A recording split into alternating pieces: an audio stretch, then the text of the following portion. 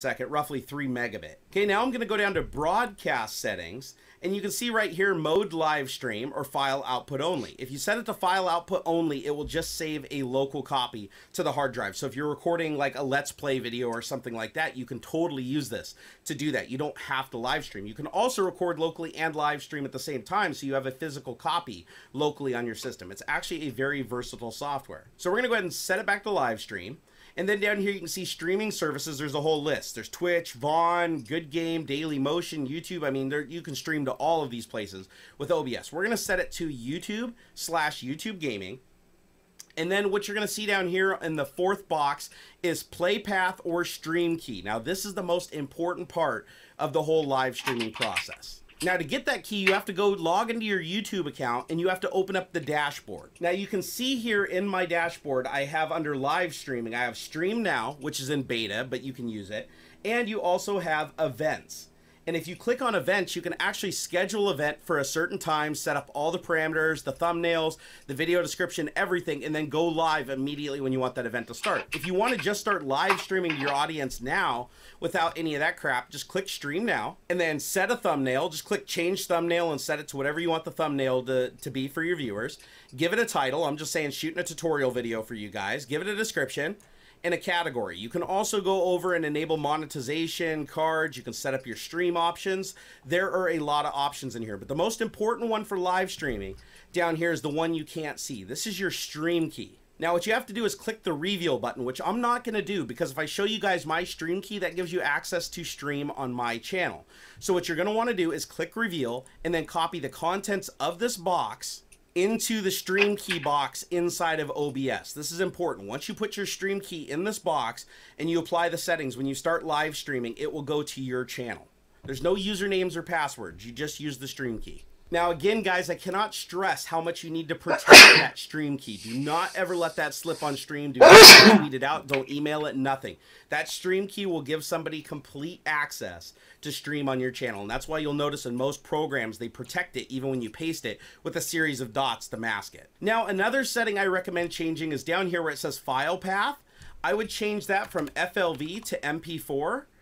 Both above and below right here. And the reason being is Windows 10 at least has a hard time playing back the Flash video files with the default built-in media player, but MP4 files play everywhere. So by setting that extension, it just works. You'll also notice that we have some warnings below. It says your OBS settings are not optimized for YouTube. Please use the following. Go to advanced settings and set the keyframe interval of 4 seconds. So we want to go to advanced settings and find keyframe interval, and we want to set that to 4. It's nice that it gives you these little tips, honestly. Now you can see back at broadcast settings, we no longer have that warning. Now you click on video. Right now it's already set up exactly how I want it. It's going to live stream at 1920 by 1080 at 30 frames per second. But if you want, you can stream at 60 frames per second, or you can drop it back to 1280 by 720 if you don't have a lot of upload bandwidth, or you want to do 60 frames per second and 1080p can't handle it, either because of your system or your internet connection. I recommend that you play with all of these settings. Your go to your encoding, play with the bit rate. Make sure you get a bit rate where you're not dropping packets, and we'll talk about that here in a little while. And then make sure that you have a video quality that your users want. Honestly, 1280 by 720 is going to be crisper than 1080p at a lower bit rate because you're not going to have all those compression artifacts. So figure out what you can do comfortably and feel out your viewers. Also, and make sure that they're enjoying the stream and that the content is good. And if they're giving you feedback and you're seeing a lot of people say, oh, the video's skipping, the video's chugging, then go back and reevaluate those settings. It is a little bit of trial and error depending on internet connection and system performance. All right, for the purpose of this live stream, I'm going to leave it at 1080p. Now, all of the other settings down here like audio, I'm just going to leave on default because I already have my microphone mapped as my default device. But you can also go in and change these to whatever you want depending on your configuration. So if you have like USB headphones plugged in or a USB microphone, you can select those explicitly if they're not just working for you. Okay, so at this point, we are set up and ready to live stream. So what I'm going to do is I'm going to stop the preview. And now I'm going to click Start Streaming. And I am quite literally live streaming to my channel for this demo. All right, now down at the bottom of the screen, you see a little green square, and it says that I'm approaching about 3 megabit per second at 30 frames per second, and that box is green. That is perfect. That means that I have enough upstream bandwidth that I'm not dropping any packets and everything is working perfectly. Now, if we go over to the YouTube live streaming dashboard, you can see that it's starting. The stream is starting and the stream health is good. That is exactly what we want to see. And now it says I'm live. So right now I am live to YouTube, guys, with that composition that we just set up, and we should see it showing up here in just a second. And there it is. We're now live. All right, I am now playing the game. Got my arrow keys here. But you can see I have the webcam up in the corner while I'm playing the game. And from my point of view, let me show you guys what I'm seeing. So now you guys are seeing exactly what I'm seeing on the screen right now. You don't see the OBS dashboard. You don't see anything like that. You're just playing the game. I can run and I can jump. I don't see my webcam up in the corner. I'm just playing the game. Now you will suffer some frame rate drop from this because encoding video through OBS is actually fairly expensive. So you're going to want a decently high-powered system with a decently high-powered graphics card, or you're going to want to set those settings down a little bit lower. All right, so open up OBS. You can see right here, I still have myself up in the corner. I have the game footage in the background. And for some reason, I'm frozen. I don't know why I'm frozen up in the corner. I shouldn't be frozen. And this is probably weird for all the guys watching the live stream. I'm quite literally live streaming me making a video on showing how to live stream using OBS. So this is a little bit weird, guys. The stream's going to go offline and come online a couple of times throughout this. So now if you want to stop the live stream, you just click the stop streaming button. And at this point, you are no longer live streaming. And now you can see from the YouTube dashboard that I am no longer live streaming. It says that I'm offline, and chat is still going, and everybody's getting really confused as to why I'm live streaming and why they can't hear sound. It's because my microphone was being used for the recording of this demo and not by the OBS running in the virtual machine. I know that is very confusing. Just forget you heard it. All right, let's go back to preview stream. And you can see I'll go ahead and enable my webcam. There I am again. Hi. And I'm sorry for the little glitches, guys. It's because I'm actually running in a virtual machine. Things are kind of a little bit slow. The webcam's not always working. It's something that I didn't really expect. But we're going to go ahead and continue with the demo because I think we've got some good stuff here. All right, so the next thing is if you want to live stream to Twitch, it's actually very much the same. You just want to go up to settings. You want to go to your broadcast settings and change it from YouTube to Twitch. And then what you're going to do is you're going to get your stream key from the Twitch dashboard. So log into your Twitch account, go into the dashboard, grab that stream key, copy and paste it directly into here. And then make sure that down here where it says advanced settings, it says you should set the keyframe interval to 2 seconds and you should use X264 encoding under advanced settings. So just make sure that you have everything set so that all those red warnings go away. That is literally the only difference. And currently, you can only stream to Twitch or YouTube at one time. If you want to stream to both services at the same time, you're going to need to use OBS Studio because it's going to have future support for that. But the old version of OBS, you can only stream to one or the other at a time. All right, so now I'm going to show you guys how to up your game a little bit and make things look a little bit more professional. So what I'm going to do is I'm going to open up Adobe Photoshop on my system. You can use any program you want, MS Paint, whatever. It doesn't really matter what graphics editor you use. I'm going to demonstrate something here that will make you look like a lot more professional live streamer. So we're going to go ahead and just create a new image, and we want that image to be the same size as our stream, which is 1920 by 1080 or 1280 by 720. But you want to opt for a larger resolution, or at least an equal resolution to whatever you're ever planning on live streaming at, because you can downscale it, but when you upscale it, it looks like crap. Let's go ahead and hit OK. And now we have a big white box. So what are we going to do with this big white box? Let's go ahead and drag in an image. Open up my little photo folder here. I have a little matrix background. I'm going to go ahead and just drag that out there. And now I have an image as my background. I'm going to go ahead and rasterize that layer because that'll allow me to edit it. Now I'm going to show you something really cool that you can do. So we're going to go ahead and crop out 2 sections of this really quick, just for the demo. And what I'm going to do is I'm going to come up to the top of the screen here in Photoshop and say I want to do a 16 by 9 aspect ratio, because that's the aspect ratio of 1920 by 1080. So I'm going to go and create a box, like about like that, and I'm just going to hit delete and cut it out. So now what I'm going to do is I'm going to double click over here on the matrix background. I'm going to say I want to do a drop shadow. Again, this is just my own personal preference. I'm just doing this as a little demo for you guys. So I'm doing a little drop shadow. You can see there's some shadowing on the edge there. And then I'm going to cut out another box, but I want this one to be a 4 by 3 for my camera. And we'll just put it over here. Just a little demo. So we'll just put it right there. And we're going to cut that out too. And it still has the same. So now I've got some stuff on here. Let's go ahead and drag in another graphic just so I can demonstrate this point. Let me pull in Barnacules Thinking. So here I am right here. I'm going to put this down in the corner.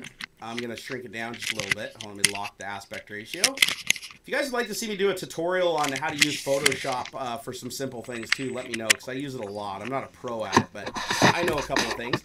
So let's go ahead and do that, and then let's go ahead and pull in my Barnacules Nerdgasm logo. So let's go find one of the logos. Alright, so here we have my logo. I'm going to go ahead and lock the aspect ratio and just shrink it down. And we're just going to stick it down here in the corner somewhere. Alright, so now I have the logo. I put a couple of graphics on here. Now what I'm going to do is I'm going to delete the background because we want it to be transparent. So let's go ahead and just delete the background. And now you see get this checker pattern. So what we're going to do is we're going to go up to File. We're going to save this. We want to preserve that transparent back layer. So we're going to say, you can already see I did one OBS backdrop right here. So OBS latest backdrop. Okay, so now I saved that. What I can do is now open up OBS. And what I'm going to do in my composition here is I'm going to say add an image. And we're just going to call this backdrop. Let's go ahead and browse and open up that image we just created. So that's OBS latest backdrop. Click OK. And now you can see we have a backdrop image. Now what I want to do is put my webcam perfectly in the box up there. So I'm going to click Edit Scene. I'm going to go ahead and drag this. Hold on. Edit Scene. Move this around. Come on. Webcam. There it is. It can be a little finicky. And I'm going to go ahead and just stick this in the background of our box up here. And then I'm going to go to our gameplay. And I'm going to shrink that down so that it fits in our other box here. So let me go ahead and just stick that up in the corner. Scale it down just a little bit more. Get it fit perfectly. And there you have it. You now have a professional backdrop with the camera facing through. And you can put as many cameras you want. You can put a camera on your keyboard, on your mouse, your entire gaming setup, and put them all in little windows around here. And create your own custom backdrops. And again, I can switch between full webcam and my backdrop. So just by pushing Control 1 and Control 2. And now we're back in the game. Well guys, I hope you enjoyed this tutorial on how to set up your first live stream on YouTube or Twitch TV using the Open Broadcaster software. If you have any further questions, leave them down in the comments or come over and tweet me. I am at Barnacules. Also, if you guys enjoyed the video and you found it useful, please give it a like down below. If you thought it was total rubbish, give it a dislike. This is how I steer my channel and how I know if I'm doing a good job or not. Also, if you guys want to support my channel, check the links down in the video description. I have lots of deals down there. I have links to my shop if you want to pick up an official Barnacules Nerdgasm shirt or anything else to help out the channel. I truly do appreciate it. Alright guys, enjoy live streaming, have fun, and I hope you all become the next PewDiePies or Markipliers out there on the internet. And if you don't, you're going to have a hell of a lot of fun trying. Alright guys, until next time.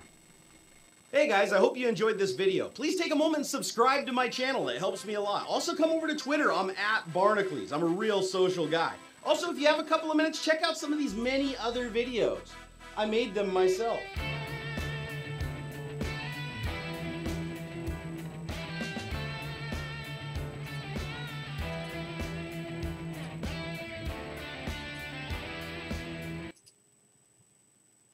What's up guys, it's Pete here from the Gaming Careers YouTube channel, and today we're going to be going over the ultimate guide to setting up your live stream with OBS Studio.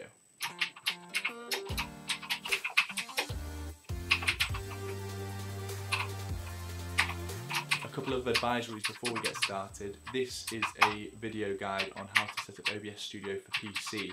So if you're looking for a guide for Mac or for Xbox One or PS4, then check out the Gaming Careers YouTube channel for those appropriate videos. Secondly, this video is quite long. I really wanted to create a video that went into a bit more detail on the OBS Studio settings, because there's a lot of videos on YouTube right now that sort of recommend certain settings for your Twitch or YouTube stream, but really it depends on your computer specs and whereabouts in the world you are and what internet connection you have, as well as 100 other things. So I wanted to go into a little bit more detail to make sure that you got the best setup possible for your scenario. So since this video is quite long, I'm going to make it easy for you guys to navigate by putting timestamps down in the description below so that you can skip ahead to certain parts if you only require to know about certain settings. And I'm also just going to quickly go through what we'll be covering in this guide now. Firstly, I'll just go over a brief introduction to OBS Studio and the differences between OBS Classic and OBS Studio. Then we'll move on to downloading and installing OBS Studio.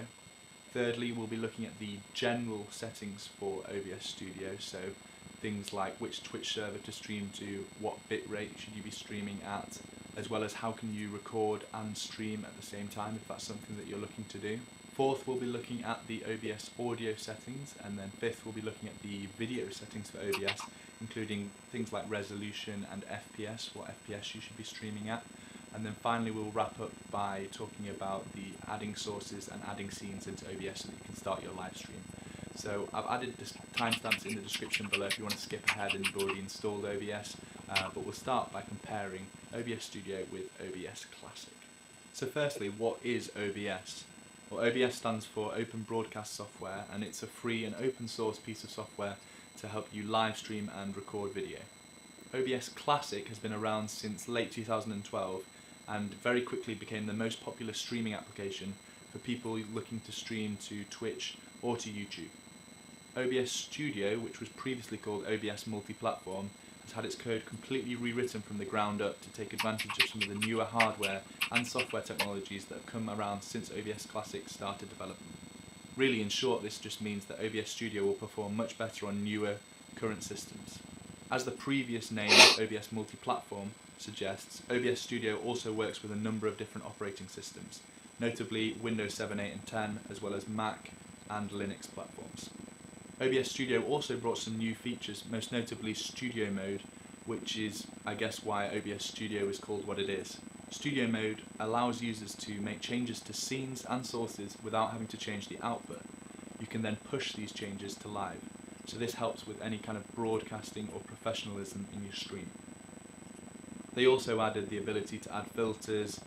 Some of the plugins became part of the actual program, most notably the browser source plugin, and all sources are global, but we'll cover more of those later on in the video.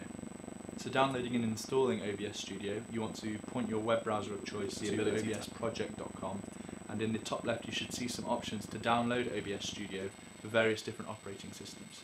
Click the green button which matches your platform and download the installation file. Next, just go through the installation process as you would with any other program and launch the application. Once you've launched the application, it should look something like this, and it's worth just changing a couple of quick simple options before we get into the bulk of the OBS settings pages. Firstly, click the profile option and select rename. Rename the profile to whatever you'd like, but I would suggest using your Twitch or YouTube channel name. You can have as many different profiles as you like, and each of them will hold their own settings and stream sources and stream scenes.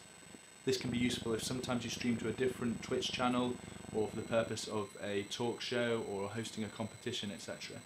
For now, we'll just be concentrating on using and setting up one profile. Next, we want to rename our source collection to, again, whatever you'd like. A scene collection is exactly as it suggests. It's a collection of all your scenes and their settings. Having multiple different scene collections is useful for those that stream different games and hence need slightly different setups for each game. Don't worry if you don't understand all the terminology right away. We'll get to that once we start setting up our scenes and sources. Right, it's time to knuckle down and get some real work done. The OBS Studio settings page may look intimidating, but once you have an understanding of what each setting does and what value is best for your setup, it's no harder than the installation. So let's get into it. Start by clicking the settings button in the lower right. We're going to work through these tabs one at a time. We'll start with the General tab. Choose your language of choice and also the option for different themes, dark or light. I prefer the dark theme, so I'm going to select dark here. The next two checkboxes give you the option of showing a confirmation box whenever you go live and or stop your stream. If you're worried about ever accidentally going live or accidentally ending your stream when you didn't mean to, this is a useful confirmation box to have. If you're going to want to record to your hard drive at the same time as you're streaming live to the internet, then check the automatically record when streaming box. This is pretty useful if you want to later edit your footage from your stream and you want to have a higher quality recording than what you can stream at. This may have a little bit of impact on your computer's performance, but it's unlikely to be too noticeable. If it does have too much of an impact on your computer and you still want to have saved VODs of what you've streamed live, you can use an online tool such as Twitch Down, which I'll link to in the description. This allows you to download your Twitch streams from the Twitch website, and then you can edit them after that. To finish off the General tab, there are some source alignment snapping options. In short, these allow for easier positioning of sources when setting up your stream, as they will snap into place with the edge of the screen or with the other sources. I recommend leaving these as default. Moving on to the Stream tab, the first option, Stream Type, can be left as default on streaming services. The first thing we may need to change is the server setting. The drop-down gives you a choice of which platform you're going to be streaming to. These include Twitch, YouTube, Hitbox, Facebook, and many, many more. I'm going to presume that the vast majority of people watching this video are going to be looking to stream to Twitch or YouTube, so I'll mainly just be covering those two options in this guide. If you're looking to stream to Facebook, Hitbox, Beam.io, or even multiple sites at the same time, please check out the Gaming Careers YouTube channel for videos on those subjects. Now for Twitch, the first question you're going to be asking is which Twitch server should I be streaming to? And usually most people recommend the one that is closest to you geographically, but that's not always going to be your best option. To determine which server is best for us to stream to, we're going to be using the Twitch Bandwidth Test Tool, which is an application we'll be downloading from the internet. It will not only help us determine the best server to stream to, but it will also tell us the maximum bitrate that server connection can handle. Click the link down in the description below to download the Twitch Bandwidth Test Tool and extract it to your desktop using your extraction program. For me, that's 7-zip. Just as a quick side note here, if the application doesn't run and it gives you an error with the message VC runtime or something along those lines, then you probably just need to download the VS 2015 redistributable from Microsoft. There's a link to that on the website where you download the Twitch Bandwidth Test Tool, and you just need to download and install it and then rerun the installation for the Bandwidth Test Tool. When we first run the test tool, there are going to be a couple of options that we need to fill out before determining which server will be best for us to stream to. Firstly, we need to get our stream key from Twitch. Click the Get Key link within the tool and it will open up your Twitch dashboard in your web browser. If you're not logged into Twitch yet, then the browser will ask you to, and then you can click the link again. Make sure you're on the Stream Key tab within the dashboard and then click Show Key. You'll receive a warning just telling you not to share the key with anyone, and I'd advise reading through the warning and clicking I understand. You'll then receive a long string of characters and numbers starting with live_, which is our stream key. Also, for our convenience, there's a link here to reset our key if we accidentally did show it on stream or somebody found out what our stream key was. So you can reset the key here as well. Copy the whole key and paste it into the stream key box within the tool. We can leave the TCP window settings on automatic OBS, as this replicates the mode that OBS will be using when we're streaming live to Twitch. The second option that we need to configure is the test duration. This simply tells the tool how long to run the test on each server for. The default setting is about 10 seconds, but I'd recommend leaving it to run on the long setting, which is 60 seconds. It will give you a more accurate representation of what streaming to that server would be like, although obviously it's going to take a bit of time to go through the test now. You can also select the regions which you'd like to test. I'll choose Europe since that's where I'm based, but choose whatever region makes sense for you. Once that's all set up, we're ready to start testing, so click Start and let the tests run. Don't worry, this isn't actually making your stream go live, it's purely a connection test. Once the test has completed, you should see some numbers for each of the servers that you've tested. The bandwidth test is capped at 10,000 kilobytes per second, which is fine since we won't be streaming it anywhere near that rate. Twitch recommends a maximum of 3,500. The RTT, which stands for round trip time, that simply represents the time that it took to establish the connection. And the quality is a number out of 100 which aims to rate the connection quality based on a number of things, mainly TCP retransmission